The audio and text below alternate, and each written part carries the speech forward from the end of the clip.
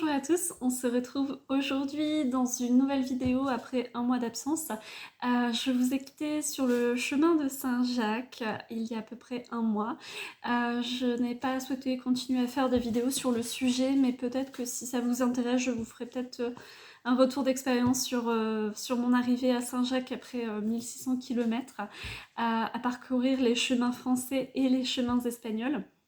Donc aujourd'hui on se retrouve pour faire le point sur l'avancement du chalet. Donc en un mois il s'est passé beaucoup de choses. Donc dans la dernière vidéo la dalle était construite et je vous expliquais que j'attendais d'être revenue de Saint-Jacques pour recevoir le chalet et pour commencer la construction. Donc aujourd'hui nous sommes le 23 mai et la structure du chalet est terminée et il nous est arrivé des péripéties. Donc je vous raconterai en fin de vidéo ce qu'il s'est passé. Donc nous avons été livrés quelques jours après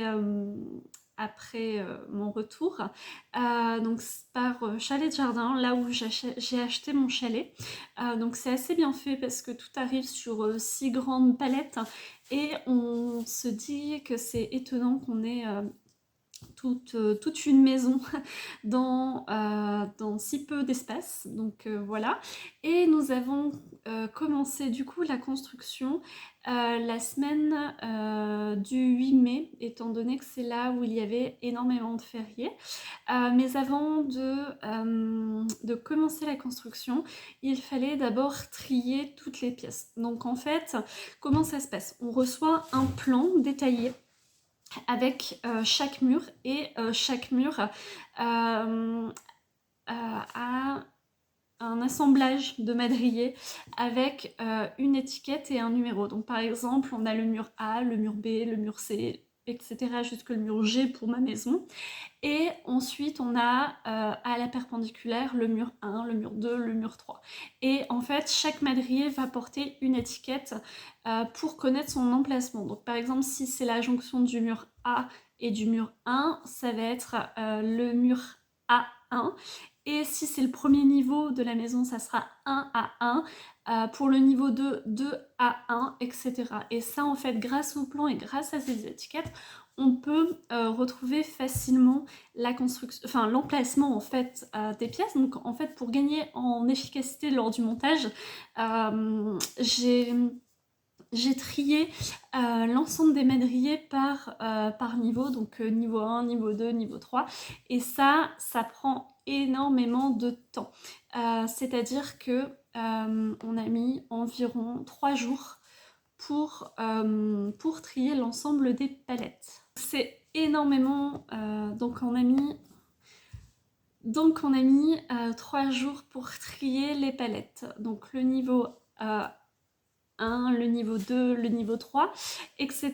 Donc sachant que ça prend énormément de place, on a fait des pré-tris, c'est-à-dire qu'on regroupait par exemple les palettes de 1 à 5, de 5 à 10, de 10 à 15, de 15 à 20, de 20 à 25, etc. Et on venait retrier quand on arrivait par exemple sur les 10, on venait retrier 10, 11, 12, 13, 14, 15, voilà. Après chacun s'organise comme on veut, mais il faut avoir conscience que ce tri est nécessaire et que ça prend un certain temps pour faire cela. Une fois trié, on a pu, une fois que le soleil était arrivé, commencer la construction. Donc la construction est assez facile. Cependant, on a dû refaire des calpinages. Je dis on parce que je me suis fait aider. On a dû refaire un calpinage au niveau des lambourdes de sol, car les lambourdes étaient coupées à plusieurs endroits trop longues, donc ça a changé tout le calpinage, ce qui nous a fait perdre du temps, et ensuite on a pu commencer la construction. Donc la construction est assez rapide au final, c'est un peu comme un Lego, il faut trouver les pièces et les emboîter. Donc on commence par les lambourdes du sol qu'on vient fixer sur la dalle. Donc ici c'est une dalle bois, donc on n'a pas utilisé les vis à frapper fournies par le fournisseur, mais tout simplement des longues vis que nous avons fixé dans la dalle. Et ensuite on a pu venir positionner les madriers. Donc on fait le premier tour, donc le niveau 1, ensuite le niveau 2, et en fait les madriers viennent s'emboîter les uns dans les autres, donc c'est ce qui fait la solidité et la rigidité de la bâtisse. Donc on a eu pas mal de dépourvus avec le fournisseur. Je vous ferai une vidéo de pourquoi je ne recommande pas Jalid Jardin. Et voilà, ça nous a pris beaucoup plus de temps que ce qui était prévu. Si nous n'avions pas eu ces problèmes-là, nous aurions pu avancer beaucoup plus rapidement. Mais au final, tout cumulé, le montage du chalet nous a pris environ 6 jours complets de 8h à peu près à 22h du soir. Ce qui prend énormément de temps, c'est de bâcher le projet, car on a eu des jours de pluie, des jours de soleil, et le bâchage de la maison était vraiment un calvaire. Et on a essayé de limiter en fait la formation de bâche d'eau, mais ça a réussi à pénétrer, et donc on s'est retrouvé avec de l'eau sur la dalle et dans l'isolant, puisque la première idée que nous avions, c'était de mettre l'isolant dans l'intérieur des murs et de le mettre au fur et à mesure. Et en fait, l'isolant a pris l'eau malgré tout ce qu'on a fait pour bâcher correctement la bâche. On a eu d'abord les premières bâches d'eau, et ensuite quand on a fini la structure, on s'était dit qu'on était tranquille. En fait non, il y a des petites bâches d'eau qui se sont formées dans les doubles madriers, puisque je vous rappelle, la structure est en double madrier pour mettre l'isolation à l'intérieur. Si vous n'avez pas suivi ça, je vous laisse aller regarder les autres vidéos où j'en parle. Et des petites bâches donc s'est formée dans ces murs, et l'eau a transpercé dans l'isolant. Donc là on a retiré tout l'isolant, et nous allons construire l'ensemble de la toiture avant de remettre l'isolant, et du coup avant de remettre les fenêtres. Donc là nous sommes le 23 mai, la structure est terminée, et la prochaine étape, c'est de construire le toit. Donc le toit, comment ça se passe? Ce sont des lattes que l'on va mettre sur la structure bois, sur lequel nous allons venir reconstruire un caisson pour mettre de l'isolant, donc de la laine bois de 200, sur lequel on va devoir mettre un bac acier. Donc moi je suis partie sur un bac acier imitation tuile, non isolé. Donc en fait je vais avoir une isolation de 200. L'objectif de base était de prendre aussi un bac acier isolé de 40, mais les finances me rattrapent, et à ce stade je n'ai plus le budget pour faire ça. Donc je vais tester un premier hiver avec ce système là, et si je me rends compte que c'est trop juste, je retirerai le bac acier pour ajouter un isolant supplémentaire dans le caisson pour remettre ensuite les tôles. Donc je fais ça puisque quand j'ai discuté avec plusieurs couvreurs, ils m'indiquaient que 200 de laine de bois était déjà pas mal pour une isolation de toiture. Donc on va tester l'expérience comme ça, et on verra par la suite. Donc je vous ferai un retour. Donc j'espère avoir terminé la toiture pour fin juin, début juillet.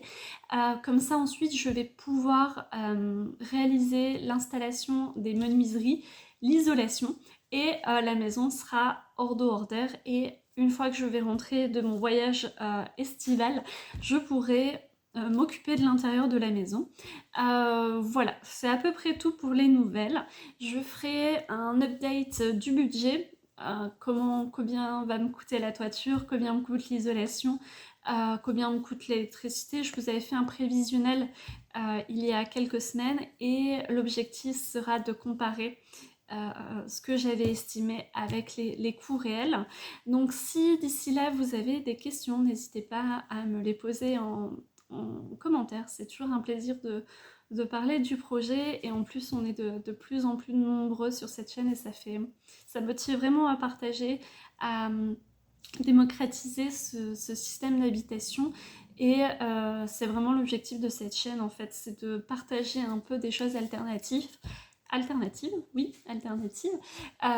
pour démocratiser des choses qui ne sont pas courantes, et montrer que d'autres chemins sont possibles, d'autres façons sont possibles. Le bilan de ce que j'ai réalisé à l'instant T, c'est assez incroyable. Je me rendais pas compte de la hauteur sous plafond, les espaces sont vraiment bien répartis. Donc pour rappel, la maison fait 48 mètres carrés, avec 2 chambres, une petite salle de bain, un salon séjour. On a dû modifier quelques emplacements, notamment l'emplacement de la machine à laver qui était prévu initialement dans la salle de bain, mais l'espace n'étant pas là, on va la déplacer dans le placard de l'entrée qui lui est très très grand. Donc le fait de construire, d'avoir construit la structure permet vraiment de se rendre compte des volumes disponibles, chose qui n'est pas réaliste sur plan. Pour les chambres, je m'attendais à peu près à ça. Pour le couloir, je vais dire l'allée entre le couloir et la cuisine et la salle de bain, je m'attendais vraiment à des volumes complètement différents. Et pour le reste, c'était à peu près ce à quoi j'avais pensé, ce que j'avais imaginé. Donc voilà le bilan d'un mois de construction du chalet. J'essaierai d'être un petit peu plus régulière. Si vous avez des questions, des envies de sujets particuliers, n'hésitez pas à me l'indiquer en commentaire. Ça me fera vraiment plaisir de répondre à vos questions, de répondre aux sujets que vous vous posez. En attendant, je vous souhaite une belle journée, prenez soin de vous et à bientôt.